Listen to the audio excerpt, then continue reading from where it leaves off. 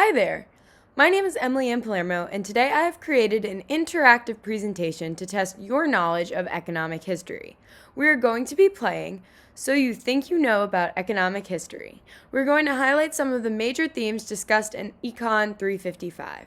To Dr. D, please feel free to share this with your future Eco 355 students to prepare them for the final exam. For the instructions, I'm going to give you a brief synopsis, a piece of economic history, each relating to a specific portion of Dr. D's economic history course. You will have 5 seconds to choose the correct answer to the question. Following each question, I will give you a brief explanation of why the answer is the correct answer. Keep track of your score so we can truly test whether or not you really know your economic history. Are you ready to play? Let's begin. Question 1. We're going to start off with an easy one. What are the 4 theories of the Industrial Revolution? If your answer was endogenous growth, exogenous shock, multiple equilibria, or culture and genetics, you were correct. Let's talk about these. The most relevant example of endogenous growth that we can talk about is geographic determinism. Jared Diamond, who we heavily discussed in this course, coined this term to explain that humans respond to their environment. This helps us to explain why the Industrial Revolution took place in northern England compared to southern England. Exogenous shocks are unexpected or unpredictable events that occur outside an industry or a country but can have dramatic effect on the performance or the markets within them, while multiple equilibria means that there are one or more factors or solutions that can leave an impact or impacts the way that society develops. And then, of course, we have culture and genetics. Question 2. Visualize the population pyramid discussed concurrently with the demographic transition model. What does it look like? Draw a picture if you have to. This may help you to visualize it easier. If your answer represents either of these models, then you are correct. In fact, the population pyramid can have a variety of different shapes based on what stage of the demographic transition society is experiencing. It can actually even be inverted, as long as you made sure that age group was on the vertical axis and population was on the horizontal axis, as well as the males on the left side and the females on the right. You are correct. Why were devastations like famine, germs, crop failures considered to be virtues in the Malthusian world? In the Malthusian world, a lower population was considered to be a good thing. Income per capita increases when the population is lower because there are less people to split total incomes with. Therefore, each individual will have more income. This is why anything that contributed to the decrease in the population was considered to be a virtue in the Malthusian world. Some examples of virtues, also known as positive checks, are infanticide, famine, war, and disease. On the other hand, some examples of vices, these are also known as preventative checks. These are celibacy, non-procreative sex, and contraceptives. Why do institutions differ across countries? To answer this question, let's first define what an institution is. An institution is a social contract between citizens and the state, which delegates the use of violence to latter in exchange for protection and social order. Over time, institutions, like the government, were turned into institutions to regulate and benefit the economy. We must also recognize the difference between formal and informal institutions. In fact, formal institutions are formed from informal institutions. So, how come institutional structure is different in different countries? Well, there are 4 views that we discussed in class, including the efficient institutions view, ideology view, the incidental institutions view, and the social conflict view. With the efficient institutions view, societies will choose the economic institutions that are socially efficient. It doesn't matter how the surplus is distributed across the groups, because as surplus is produced, all externalities will be internalized and new distributions will emerge. As discussed in class, this is also known as the Coast Theorem. With the ideology view, utilizing this perspective, societies choose different institutions because they or their leaders disagree about what would be good for society. Each country has different forms of leadership and government, thus different leaders. And then the incidental institutions view. This view downplays the role of choice in institution building and thinks of institutions as byproducts of other societal interactions or historical accidents. And then finally, your social conflict view. Lastly, which economic and social institutions are chosen not by the whole society, but by groups who control power. These groups choose institutions to maximize their rents, and this may not be the same as maximizing social benefits. What are the main economic structures that we discussed in this class? So while it is important to know what market structures are important to understanding economic history, it is also important to understand the characteristics of each one. First, we have perfect competition. In a market structure with perfect competition, there are a large number of firms selling the same exact product. There are no barriers to entry, which means that a firm can enter the market at any time.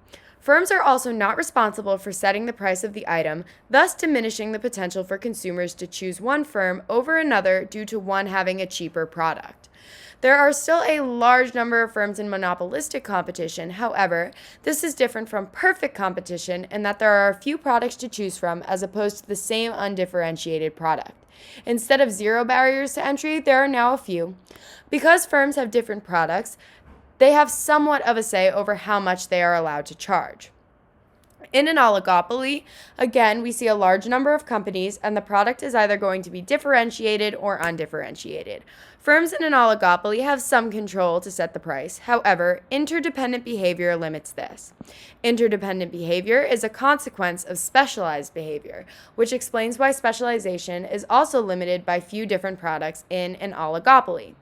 Finally, in a monopoly market structure, there is a single firm, which means there are barriers to entry. The entity controls the price of the goods or services it provides, and the product is most likely going to be unique to the product. What is the significance of this political cartoon? First, you must ask yourself, why are we looking at visuals in economic history class? In this class, we explored a lot of supplementary material in this class, including podcasts, videos, and music, that helped us to better understand events in history. These representations are expressions from individuals who hold certain experiences or opinions surrounding these events. This particular cartoon refers to the robber barons. These individuals are business tycoons who utilized ruthless and intensive business practices. The cartoon relates to individuals during the 19th century. Basically, those individuals were accused of extensive greed, using unfair or unethical business methods, abusing the labor supply with low wages and long hours, and in addition to this, they were accused of simply not being mindful or taking the public into consideration. Some examples of a robber baron include a few of the important individuals we discussed in this class, including Henry Ford, John D. Rockefeller, Andrew Carnegie, and Cornelius Vanderbilt. Another example of a political cartoon used to criticize the robber barons is shown on the left. Question 7. What is the fundamental equation of growth? The fundamental equation of growth is shown below. We must recognize the differences between developed and underdeveloped countries and understand what leads a country to growth. Each of the variables has a different meaning in the equation, but in terms of determining growth, we want to focus on capital, technology, and population. In growth, more capital is essential. When capital accumulates, K increases. Improvements in technology would also lead to growth, so A would also increase. And if the population were to fall, then Z would increase. Underdeveloped economies actually have a different fundamental equation from developed countries. The difference is quite simple, actually. Underdeveloped economies just drop CGZ. Question 8. What is the difference between Marxism and laissez-faire economics? In our class, we discussed various schools of thought regarding economics. Arguably, two of the most important economic schools are Marxism and laissez-faire economics. The Marxism school of thought was based on Karl Marx, a philosopher. His thoughts surrounded the concept of capitalism, to which he disagreed. His main critiques were that capitalism leads to exploitation, including the nature of the free market being crazy, as well as the extensive supply of labor. He argued that capitalism would lead to lower wages, thus making work not attractive to people. This will lead to more people to become regulated, which might not be ideal for them. His fear was that capitalism would lead to an attempt to overturn the government. Whereas laissez-faire economics, or the laissez-faire theory, emphasizes the importance of non-government intervention within the economy. If you're familiar with Milton Friedman, this supports his idea of a free market economy. Basically, business cycles would take care of themselves, and policy would not be allowed to regulate economic activity. For our final question, how did domesticated animals play a significant role in growth? Well, horses were important because they were big. Not only did they assist with labor, but they were a key component of war. Furthermore, domesticated animals played a similar role in terms of providing assistance with labor and transportation. Of course, they also gave society advanced methods and more nutritious food like pork chops, chicken, milk, etc. On the other hand, domesticated animals were commonly associated with the spread of disease. Domesticated animals are by no means clean. Therefore, because humans were living in such close proximity to the animals and their excrement, disease was easily spread. Thank you so much for participating in So You Think You Know About Economic History. How did you do? I hope you gained something from these questions and explanations today. Enjoy your winter break and happy holidays.